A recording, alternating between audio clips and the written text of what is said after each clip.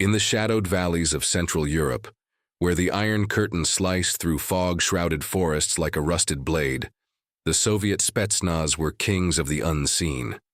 These were no wide-eyed conscripts, but hardened professionals, men forged in the brutal winters of Afghanistan's mountains and the endless steppes of the Motherland. They moved like wolves through the underbrush, their breath steady plumes in the pre-dawn chill, faces smeared with mud that smelled of damp leaves and decaying pine. For years they'd mastered this ground, the Fulda Gap's twisting corridors that NATO planners obsessed over in their Berlin war rooms. No American convoy slipped past without their whisper. The U.S.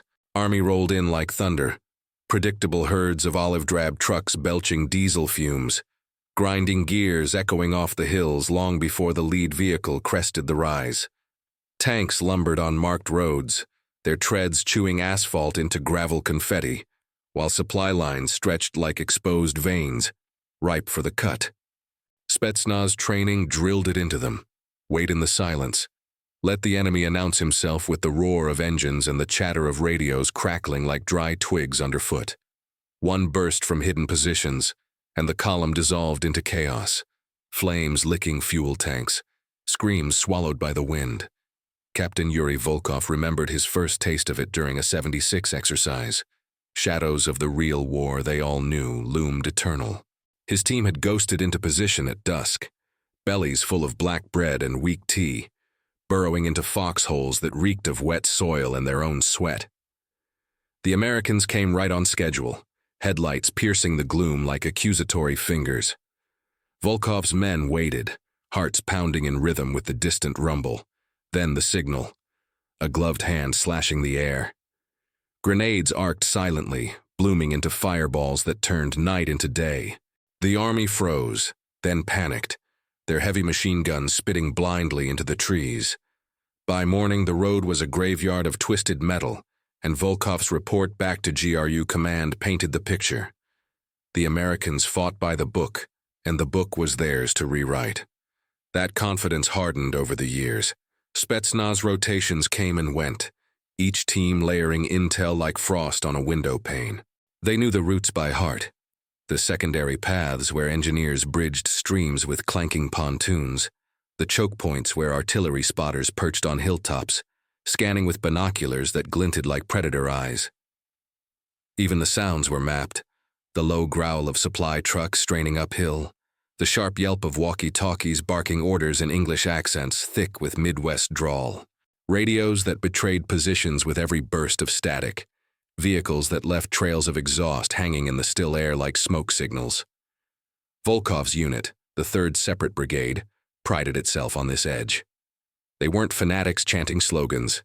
They were pragmatists, family men who wrote letters home by the light of a single candle, dreaming of Moscow's lights while hunkered in the mud. The army is a machine, Volkov would tell his lieutenant Pyotr, over shared cigarettes that tasted of damp tobacco and resolve. Predictable gears, we jam them, and they grind to a halt. Pyotr nodded, his breath fogging the air, eyes on the valley below where mock convoys had practiced their doom 100 times. They had the numbers, the preparation, ambush drills honed to instinct, anti-tank teams coiled like springs, snipers who could thread a needle at 800 meters through swirling mist. The air that October carried a sharper bite, frost reaming the ferns and turning puddles to brittle glass underfoot. Volkov's team settled into their lair 2 clicks from the main road, a depression carpeted in fallen needles that muffled every step. The cold gnawed at exposed skin, a constant reminder of vulnerability, but it sharpened the senses too. The faint tang of pine sap, the distant hoot of an owl unsettled by their presence. They expected the usual, the army's dawn push, engines building from a purr to a roar, tires humming on damp pavement, heavy guns trained on the approach, muzzles like patient sentinels, mines sown along verges, invisible tripwires humming with lethal promise, radios silent conserving batteries for the strike. Pyotr scanned the ridgeline through his scope, the world collapsing to a green-tinted tunnel. "Same as always, Captain," he murmured, voice low as the wind through bare branches. "They'll come thumping down the road blind to us." Volkov allowed a thin smile, pulling his collar tighter against the damp that seeped everywhere, into boots, into bones. The Army's doctrine was etched in their minds from captured manuals and defectors' tales. Methodical advances, flanks secured by doctrine, not daring. No flanking through swamps or night swims. They hugged their logistics like mothers their young. In that frozen hush, with the first gray light bleeding over the horizon, the Spetsnaz waited like spiders in a web spun from years of certainty. The forest held its breath, the only sound the drip of melting frost and the faint creak of branches overhead. They were the masters here, the ambush unbroken. The Americans would come, loud and sure, and the trap would spring true, until the fog rolled thicker than usual, cloaking the valley in a shroud that muffled even the wind. And from the wrong direction, no rumble of engines on the road, no chatter fracturing the silence. Just a ripple in the mist, like breath on glass. Something was coming. Not the Army's thunder. Something else. Pyotr stiffened first, his scope jerking toward the river that snaked through the valley floor like a silver vein, half hidden by the fog's embrace. No engines growled from the road, no telltale whine of turbos spooling up, no diesel tang fouling the crisp air. Instead, a faint splash, muffled as a stone skipped across water. Then another, rhythmic, deliberate. Volkov crept forward on elbows and knees, the needle-strewn ground yielding softly under his weight, cold seeping through his gloves like accusing fingers.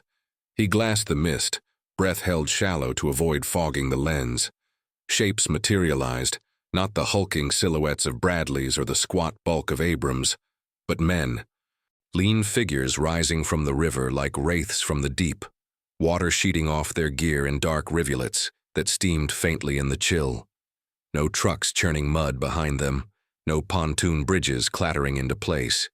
These Americans had forded the current on foot, rifles held high, packs buoyed by inflatable bladders that hissed softly as they deflated.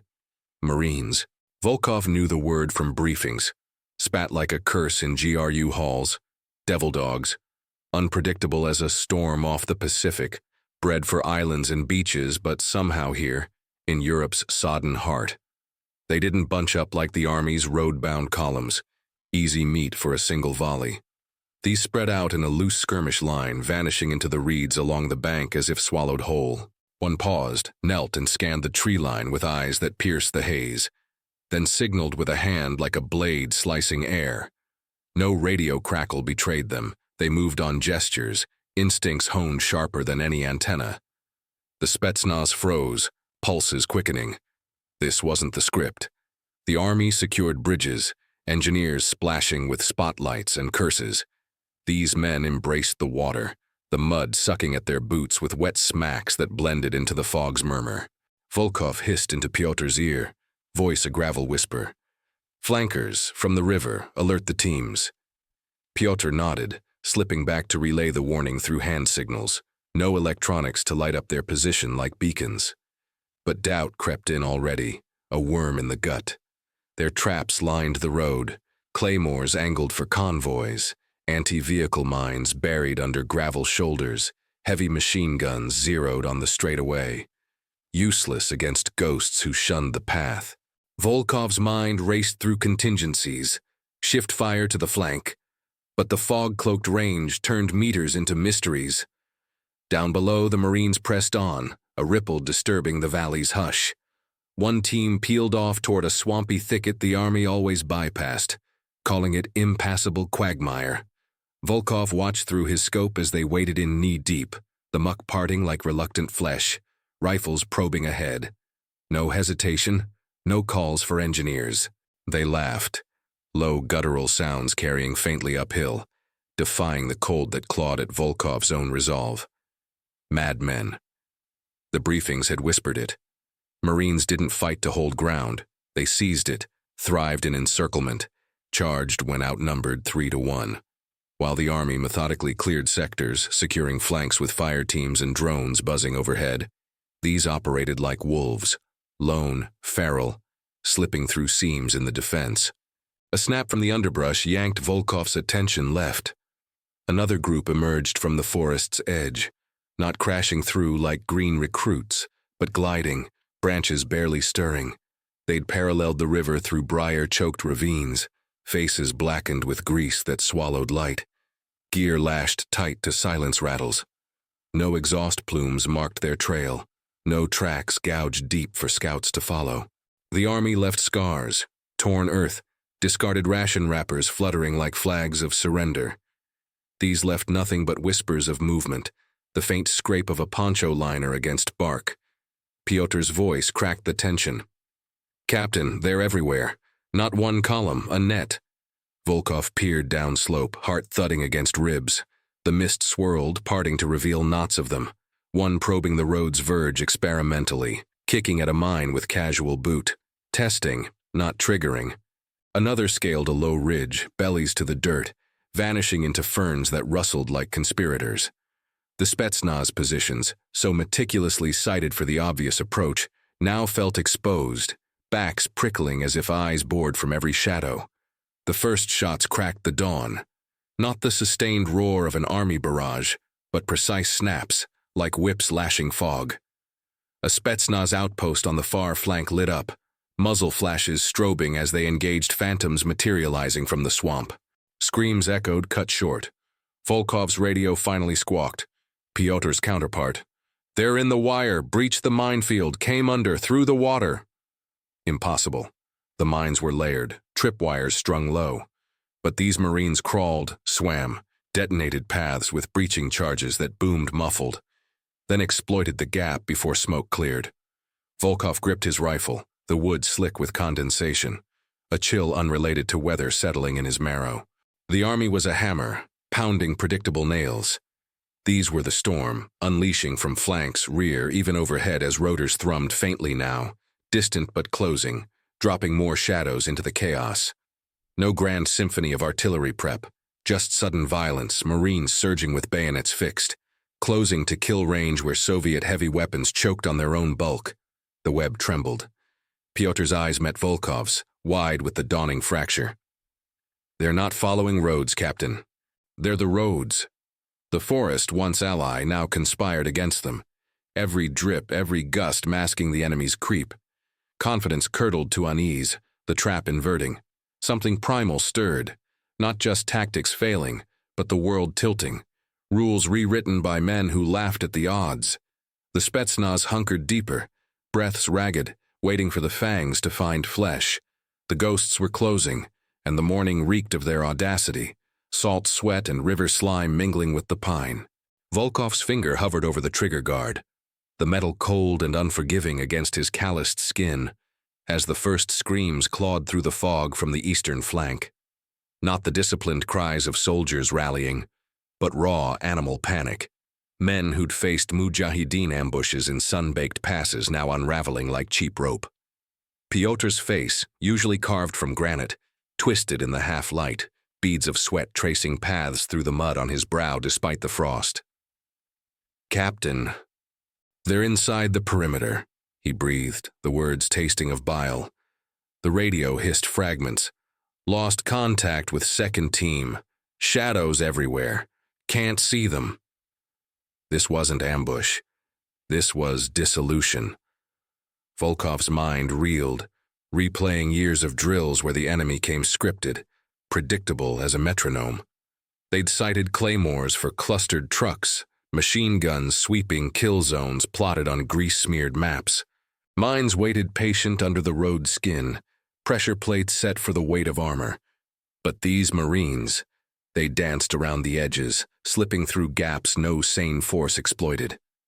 One Spetsnaz position erupted in muzzle flashes, stitching the swamp with tracers that burned orange trails into the mist, only to wink out as grenades answered, low booms sending geysers of mud skyward. No counter-battery roar from the Americans, just silence, then the wet slap of bodies hitting earth. Confusion bloomed first, a fog thicker than the weather. "Shift fire to the riverbank," Volkov barked into the radio, voice cracking the ether like thin ice. His teams pivoted, heavy guns traversing with mechanical groans that betrayed their bulk, barrels questing blindly. But the splashes had ceased. The Marines were gone, melted into the undergrowth like ink in water. Pyotr crawled to a better vantage, scope whining as he dialed focus, breath fogging the lens.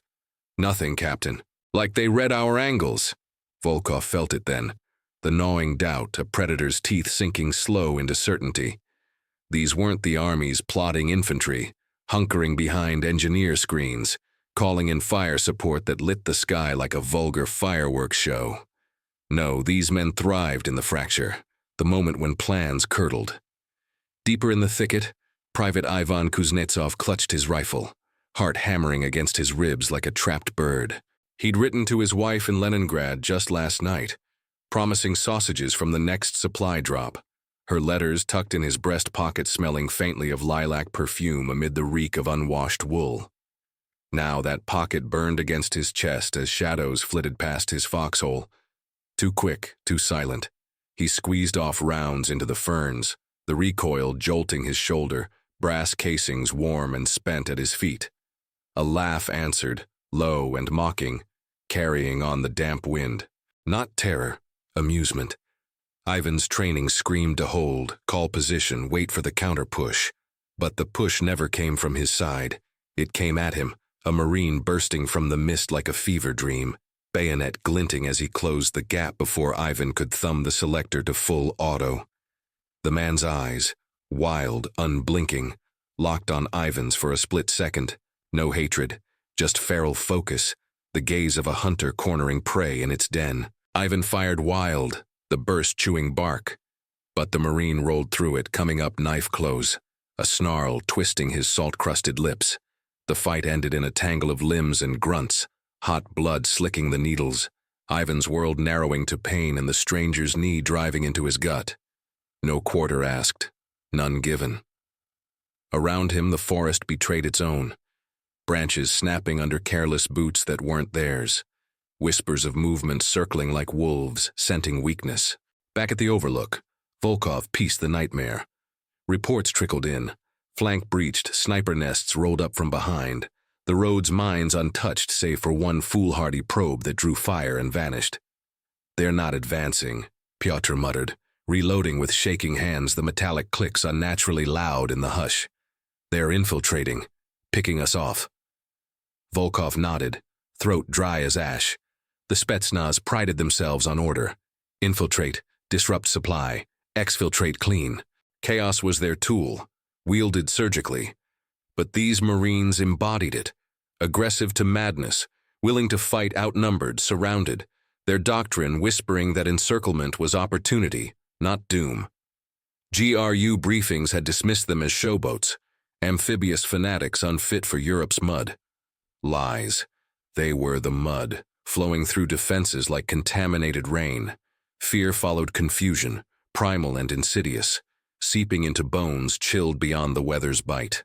Volkov imagined his own daughter in Moscow, safe from this unraveling, but the thought soured. What if these ghosts pushed east? Pyotr voiced it first. The rules. They're gone, Captain. Army fights to preserve the line. These fight to break everything. A mid-roll pause in the mind's eye. If you've ever wondered what forges that unbreakable mindset, the raw aggression drilled into every Marine recruit, turning boys into beasts who charge machine guns. Hit that notification bell. Understanding it unlocks why empires trembled. The air thickened with cordite and copper tang, the forest's silence shattered by sporadic cracks, each a needle in Soviet nerves. A heavy gun chattered downslope, mowing reeds, only for return fire to silence it. Precise, patient, conserving ammo like men who knew time was theirs. Volkov's team shrank, men glancing rearward, the unbreakable web fraying thread by thread. Old tactics crumbled, ambushes starved of targets, mines ignored, radios falling quiet as fear of interception choked the airwaves. They hunkered, breaths ragged plumes, every shadow a threat. The Marines weren't storming, they were metastasizing, laughter punctuating the din like barbs. Volkov gripped Pyotr's shoulder, eyes hollow in the growing light. We adapt or die. But deep down, the fracture widened, the realization that against the Army, they were surgeons on a bull. Against Marines, they were the bull, charging blind into a blade fight. The morning dragged, fog lifting to reveal bodies twisted in the muck, Soviet confidence bleeding out with them. The ghosts pressed closer, their scent, sweat, and resolve overpowering the pine. The Spetsnaz weren't losing ground. They were losing their world.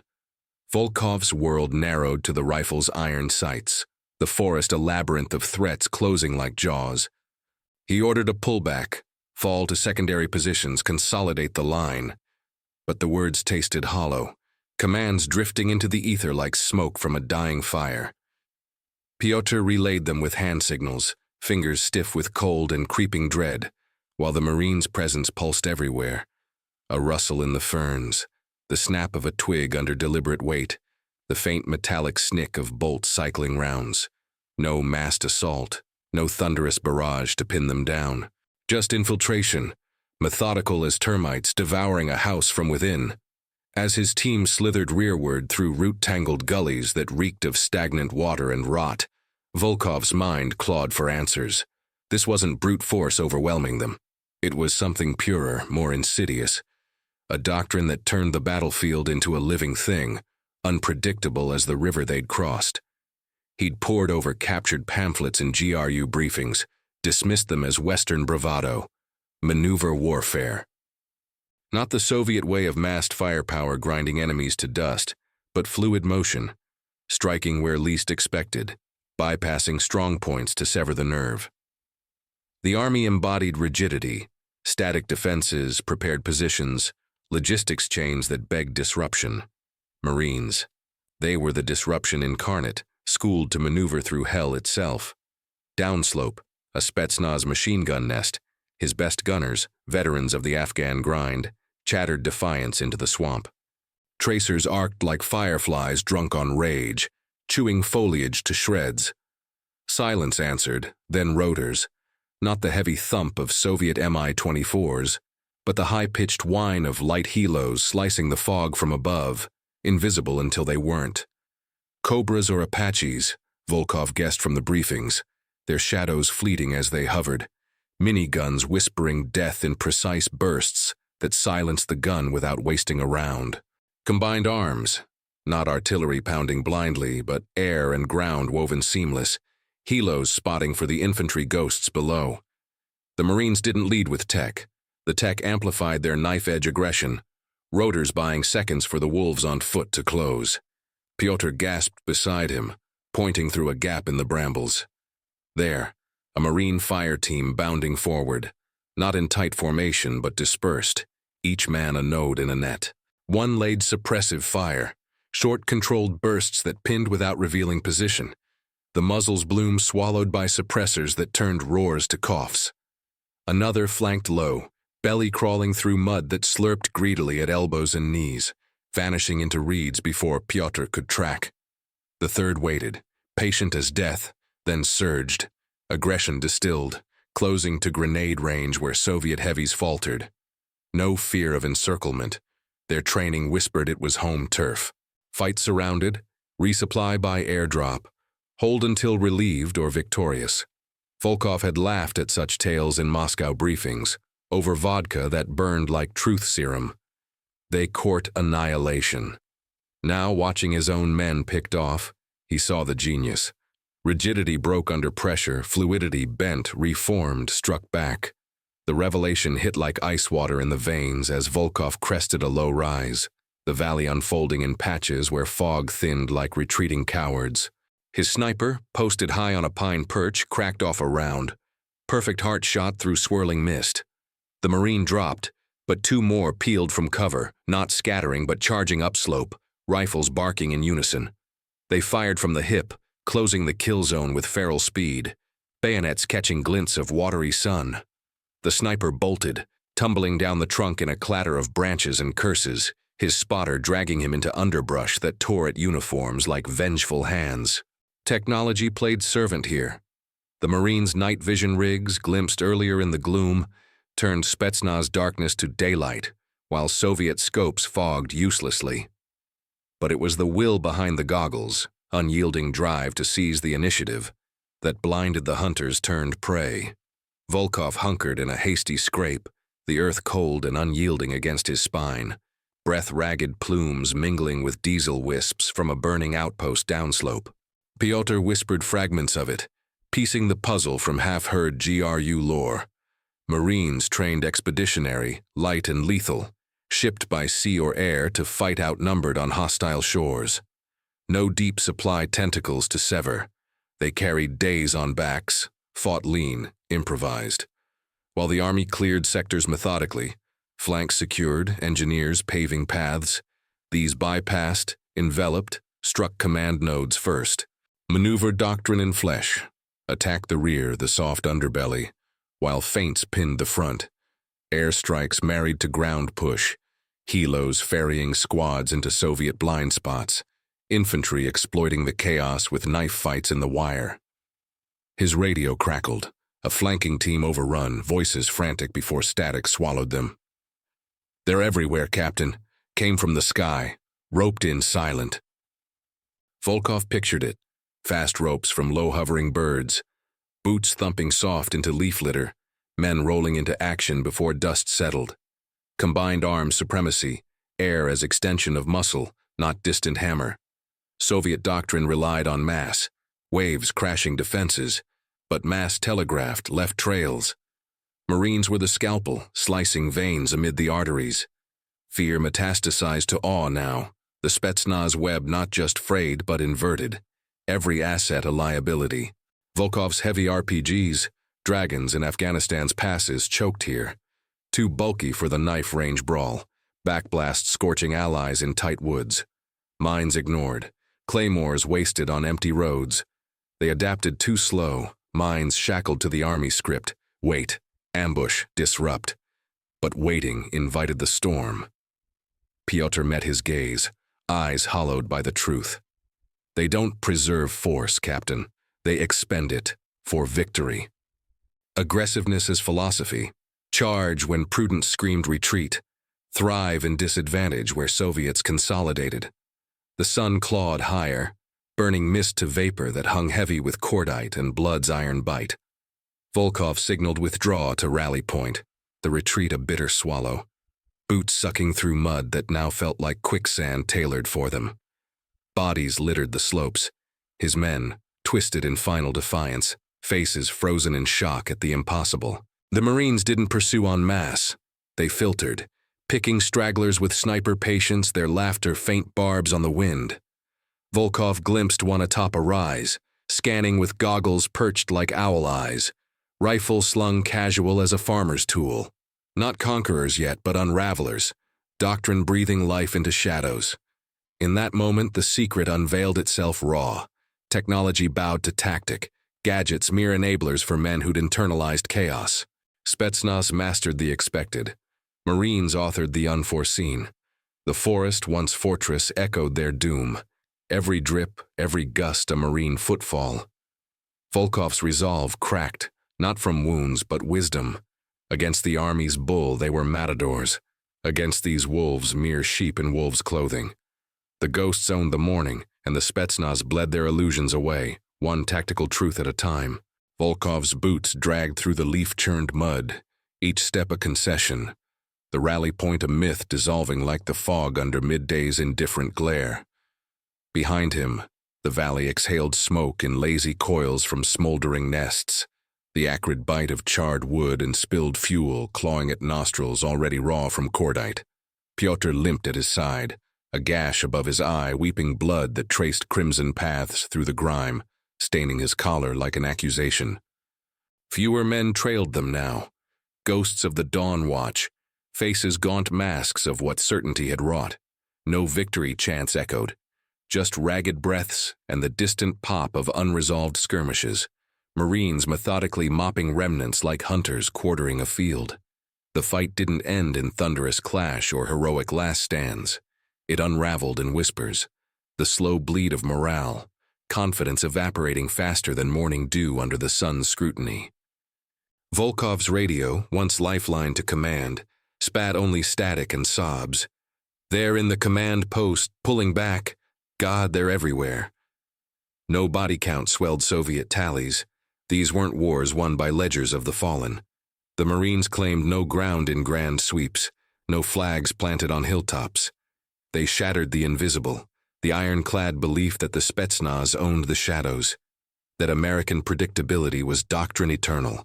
Huddled in a ravine that reeked of damp moss and desperation, Volkov tallied the toll. Half his brigade scattered or silent, weapons abandoned in panic.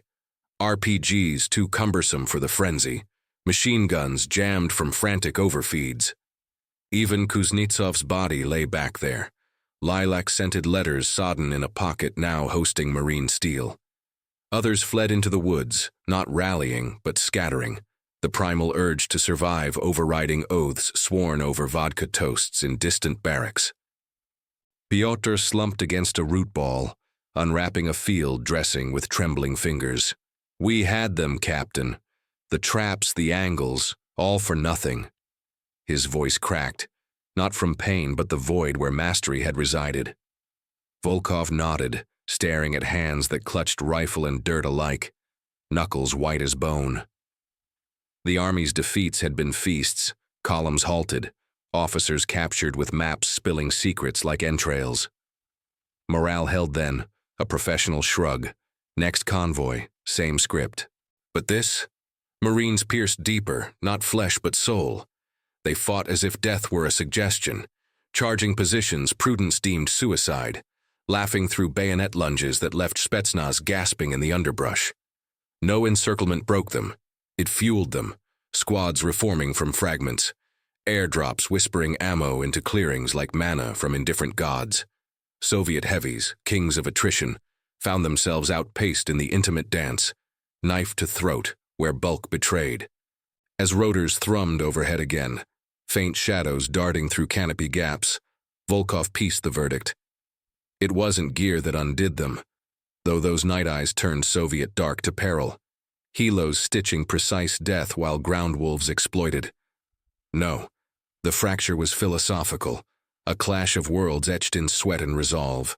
Soviets built empires on rigidity, massed might, planned precision, the echelon grinding foes under numerical heel. Spetsnaz thrived slicing that machine's veins, masters of the expected. Marines rejected the machine entirely, expeditionary ferocity, light as wind, striking from seas or skies, thriving lean and feral. They didn't preserve force. They wielded it like lightning, flexible where Soviets calcified. Pyotr voiced the heresy first, eyes distant on the haze-shrouded ridge where a Marine silhouette paused, scanning casual as a shepherd. Quality, Captain, not our numbers. Their will bends the world. Volkov felt it settle, heavy as the mud caking his boots. Flexibility devours rigidity. The Army's quantity, tanks thundering roads, supplies snaking predictable, fed Spetsnaz bellies. Marines' quality, aggression unbound, maneuver as breath, starved the spirit.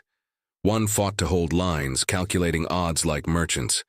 The other seized chaos, turning disadvantage to dagger. In Europe's choked valleys where winters bit like wolves and fog hid betrayals, that alchemy reigned. Empires rose on plans, they fell to improvisation. Word filtered up the chain later, in debrief smelling of stale tea and shame. Volkov's brigade eviscerated, not by overwhelming odds but audacity that rewrote maps mid-stride. GRU reports shifted tone, no longer dismissing Marines as amphibious eccentrics.